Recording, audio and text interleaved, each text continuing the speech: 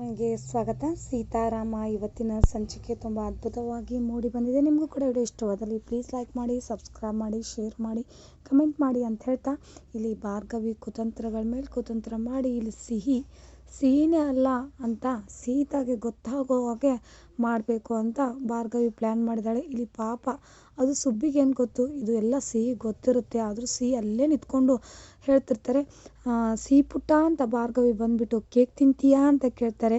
ನಿಂಗೆ ಕೇಕ್ ಅಂದರೆ ತುಂಬ ಇಷ್ಟ ಅಲ್ವಾ ಅಂತ ಕೇಳ್ತಾರೆ. ಆಗ ಕೇಕ್ ಕೊಡ್ತಾರೆ. ಕೇಕ್ ಮುಂದ್ಗಡೆ ಇಡೋ ಅಷ್ಟರಲ್ಲಿ ಸಿಹಿ ನಂಗೆ ಕೇಕ್ ಅಂದರೆ ತುಂಬ ಇಷ್ಟ ಅಂತ ಹೇಳ್ಬಿಡ್ತಾರೆ ಸುಬ್ಬಿ ಇರೋರು.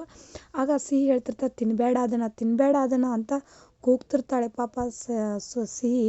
ಆಗ ನಾ ತಿಂತೀನಿ ಅಂತ ಈ ಕಡೆ ಸುಬ್ಬಿ ಸಿಹಿ ಥರ ನಟನೆ ಮಾಡ್ತಿರೋಂಥ ಸುಬ್ಬಿ ನಾನು ತಿಂತೀನಿ ಅಂತ ಹೇಳ್ಬಿಡ್ತಾಳೆ.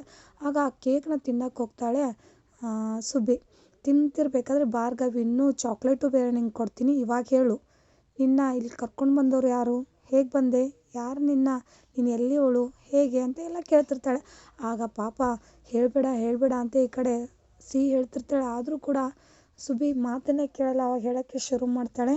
ಏನಂತಂದರೆ, ನಾನು ಶ್ರೀರಾಮ್ ದೇಸಾಯಿ ಮತ್ತು ಅಶೋಕು ಅಂತ ಹಿಂಗೆ ಹೇಳ್ತಿರ್ಬೇಕಾದ್ರೆ ಆ ಕಡೆಯಿಂದ ಬಂದುಬಿಡ್ತಾಳೆ ಸೀತಾ.